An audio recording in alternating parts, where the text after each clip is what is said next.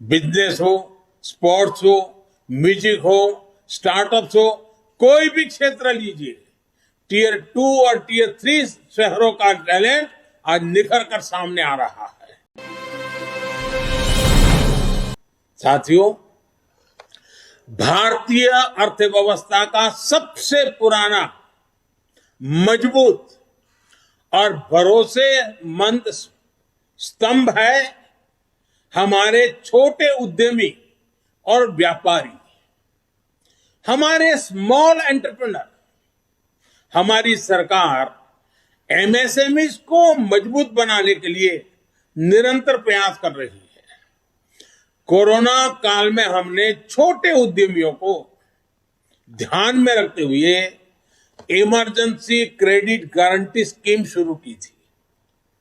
SBI के अध्ययन में यह बात सामने आई है कि इस योजना से एमएसएमई सेक्टर में लगभग 1.5 करोड़ नौकरियां सुरक्षित हुई हैं और करीब 6 करोड़ लोगों की जीविका सुरक्षित हुई है। इसी तरह पीएलआई स्कीम का उदाहरण भी हमारे सामने है। इसके परिणाम भी देश देख रहा है। भारत आज मोबाइल मैन्युफैक्चरिंग के क्षेत्र में दुनिया का उभरता हुआ केंद्र बन रहा है। ऑटोमोबाइल और बैटरी के क्षेत्र में भी पीएलआई स्कीम के इसी तरह उत्साहवर्धक परिणाम मिल रहे हैं। जब देश में इतने बड़े स्तर पर मैन्युफैक्चरिंग होगी तो एमएसएमई का एक नया इकोसिस्टम खड़ा होगा। एमएसएमई को कई क्षेत्रों में नए ऑर्डर्स मिलेंगे, नए अवसर पैदा होंगे। मैं एक छोटा सा उदाहरण देता हूं आपको, सिर्फ रक्षा मंत्रालय का। देखिए, रक्षा मंत्रालय आज उत्तर प्रदेश में और तमिलनाडु में डिफेंस कॉरिडोर विकसित कर रहा है। इस बजट में हमने 68%, 68% कैपिटल प्रोक्योरमेंट, जो कुछ भी खरीदी करनी है, घरेलू खरीद के लिए निर्धारित किया है। इस बजट में से यहीं से लेना पड़ेगा। हर साल हजारों करोड़ रुपए के रक्षा उपकरण देश के भीतर से ही खरीदे जाएंगे। मैं वोकल फॉर लोकल जो बात करता हूं ना, वो यहां भी ले आए हैं हम। इससे हमारी हजारों एमएसएमई को ही सबसे ज्यादा फायदा होगा। साथियों, इस बार बजट में एक बात जो सबसे खास और सबसे अलग है, वो है पब्लिक इन्वेस्टमेंट। ये कितना बड़ा कदम है और इसका असर कितना बड़ा होगा, इस बात का अनुमान आप इससे लगा सकते हैं कि वर्ष 2013-14 में, हमारे आने से पहले 7 साल पहले, पब्लिक इन्वेस्टमेंट सिर्फ 1,87,000 करोड़ का था, 1,87,000। इस बजट में ये 7,50,000 करोड़ रुपए का रखा गया है। यानी यूपीए सरकार की तुलना में 4 गुना ज्यादा। सरकार जब इतना बड़ा खर्च करेगी तो इस पैसे से क्या होगा? इससे देश में और ज्यादा निवेश आएगा और ज्यादा आधुनिक इंफ्रास्ट्रक्चर का विस्तार होगा। साथ साथ लोहा बेचने वाला, लोहा बाजार में काम करने वाला, सीमेंट बेचने वाला, सीमेंट बाजार में काम करने वाला, इस प्रकार के निर्माण कार्यों से जिनकी स्किल है उस नौजवान, यानी कितनी बड़ी इकोनॉमी की एक दूसरे को इफेक्ट पॉजिटिव खड़ी होती है। और नौकरियों के लिए तो अनेक दरवाजे खुल जाते हैं। साथियों, इसके कारण देश के लिए पूंजी तैयार होगी, सामान्य मानवी का जीवन आसान भी होगा और बेहतर भी होगा। ये सब कैसे होगा, ये समझने के लिए आप अपनी सरकार के 7 साल के काम को समझिए। 2014 में देश में 90,000 किलोमीटर नेशनल हाईवे थे। ये 90,000 किलोमीटर हाईवे पिछले 70 साल में बने थे, जबकि हमने पिछले 7 सालों में ही 50,000 किलोमीटर नेशनल हाईवे बनाए हैं। पीएम गति शक्ति मास्टर प्लान के तहत देश में हजारों किलोमीटर के नए हाईवे और बनाएंगे। इससे न केवल शहरों से लेकर गांवों और कस्बों तक बेहतर कनेक्टिविटी होगी, बल्कि इससे देश के हर कोने में इंडस्ट्री भी पहुंचेगी। इससे हर सेक्टर में लाखों नए रोजगार भी पैदा होंगे। और हम जानते हैं, एक जमाना था जहां नदी जाती थी, जहां पानी होता था, उसके नजदीक में गांव बसते थे। फिर समय बदलता गया और अब जहां हाईवेज है, इंफ्रास्ट्रक्चर है, इंटरनेट है, वहां लोग बसते हैं। इस बदलते हुए युग को हमें समझना होगा और इससे ये जो रचना हो रही है वो लॉजिस्टिक सपोर्ट के लिए बहुत बड़ी ताकत हो जाती है।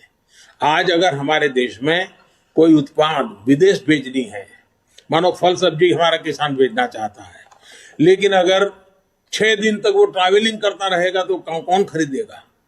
ये रोड रास्ते अच्छे बनेंगे तो किसान की पैदावार भी बहुत ही कम समय में अपने गंतव्य स्थान पर पहुंचाएगी और उसके कारण उसको जो आर्थिक नुकसान होता है वो भी बच जाएगा। इतना ही नहीं, इन सब कारणों के गति शक्ति के प्रोजेक्ट के कारण रियल एस्टेट सेक्टर में भी बहुत बड़ी गति मिलने वाला है। इसी तरह देश में 4 जगह पर मल्टी मॉडल लॉजिस्टिक पार्क भी बनाए जाएंगे। मल्टी मॉडल लॉजिस्टिक फैसिलिटीज के लिए 100 पीएम गति शक्ति कार्गो टर्मिनल्स भी विकसित किए जाएंगे। 100 पीएम गति शक्ति कार्गो, सोचिए आप।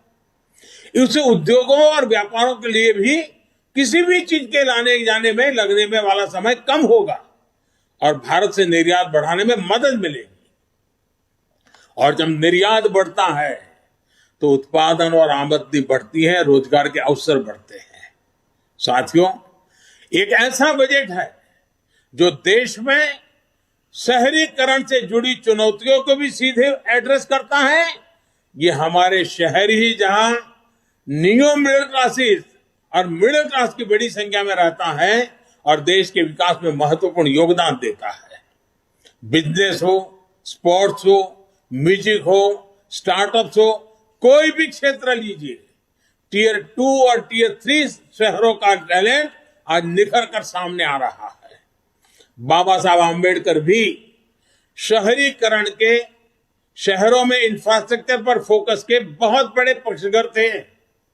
बीते 7 सालों में देश के शहरों को आधुनिक बनाने पर जो जोर हमने दिया है, उसको इस बजट में नया आयाम दिया गया है। इसमें टाउन प्लानिंग, और जिसकी बहुत बड़ी सराहना हो रही है इन दिनों, टाउन प्लानिंग को री इमेजिन किया गया है और पुराने पड़े अर्बन बायलॉज में सुधार करने के लिए राज्यों को प्रोत्साहित किया जा रहा है। शहरों के प्रदूषण के प्रति भी सरकार की संवेदनशीलता बजट में रिफ्लेक्ट होती है। इसके लिए शहरों में स्वच्छ और सुविधाजनक मास ट्रांजिट सिस्टम को सपोर्ट करने पर बल दिया गया है। Clean tech, special mobility zones और बैटरी स्वैपिंग पॉलिसी भी ग्रीन ट्रांसपोर्ट को गति देगा। नेक्स्ट जनरेशन अर्बन प्लानर्स के लिए, उसके निर्माण के लिए बजट में विशेष प्रावधान किया गया है। बेहतर घर, बेहतर रोड, बेहतर मास ट्रांसपोर्टेशन सिस्टम, बेहतर स्कूल, शहरों में ईज ऑफ लिविंग को बढ़ाएगा। साथियों, ये बजट ना सिर्फ ग्रीन ग्रोथ सुनिश्चित करेगा, बल्कि ये ग्रीन जॉब को भी जनरेट करेगा और एक बहुत बड़ा विशाल क्षेत्र ग्रीन जॉब्स के लिए इंतजार कर रहा है। इसलिए इस बजट को भी कई लोगों ने ग्रीन बजट कहा है। देश में ग्रीन इंफ्रास्ट्रक्चर को फंड करने के लिए सॉवरेन ग्रीन बॉन्ड जारी किए जाएंगे। इसी प्रकार हाई एफिशिएंसी मॉड्यूल्स देश में ही तैयार करने के लिए पीएलआई स्कीम में 20,000 करोड़ रुपए की अतिरिक्त फंडिंग की घोषणा की गई है।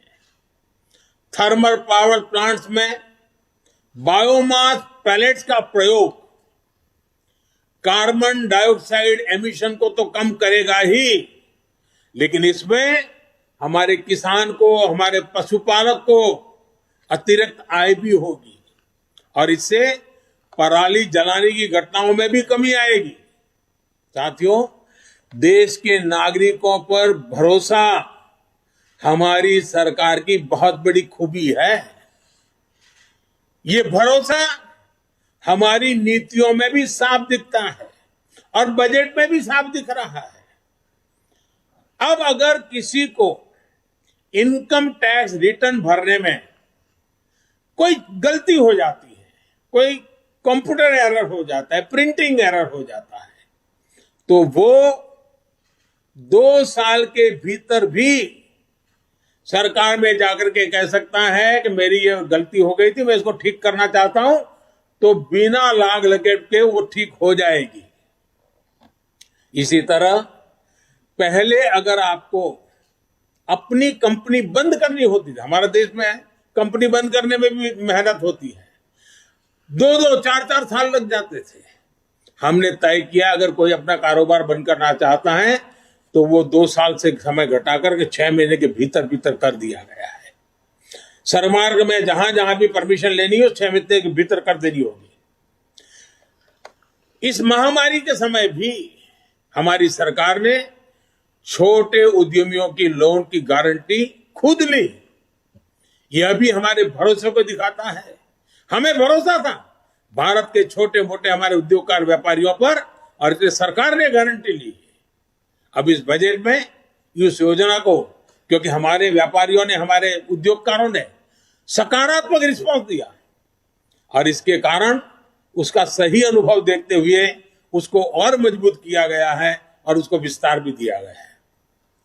इन 7 सालों में हमने 25,000 गैर जरूरी, ये समझने जैसा है, 25,000 गैर जरूरी कंप्लायंसेस को खत्म किया है। यानी आए दिन ये जानकारी लाओ, ये फॉर्म भरो, फलाना नाम लाओ, डिग्री सर्टिफिकेट लाओ, हर बार सरकार लोगों से मांगती रहती थी। 25,000 हमने निकाले हैं और मैंने राज्य सरकारों से भी आग्रह किया है कि वे भी खोजें, बिना कारण जनता को कहां कहां तकलीफ हो रही है, हटाओ इन चीजों को। इतना ही नहीं, भारत की संसद में करीब 1500 गैर जरूरी और पुराने कानूनों को भी खत्म कर दिया गया है। इसी भरोसे की बुनियाद पर सरकार ईज ऑफ डूइंग बिजनेस 2.0 अभियान भी शुरू करने जा रही है। साथियों, हम सभी ने बीते 2 सालों में 100 साल के इस सबसे बड़े संकट का बहुत बहादुरी के साथ सामना किया है। जैसा मैंने शुरू में कहा कि 7-8 साल पहले भारत की जीडीपी जो 110 लाख करोड़ से भी कम थी, वो आज 230 लाख करोड़ के आसपास ले आए हैं। हमारे फंडामेंटल्स मजबूत हैं, दिशा सही है और गति तेज है। एक भारतीय होने के नाते, भाजपा का कार्यकर्ता होने के नाते हमें इस बात का गर्व है कि हमने जनता जनार्दन की सेवा में कोई कोर कसर बाकी नहीं रखी है। देश की जनता हमारे ईमानदार प्रयासों को समझती है। सच्चे हृदय से जिस सेवा भाव में हम जुटे हैं उसको भी देश समझता है।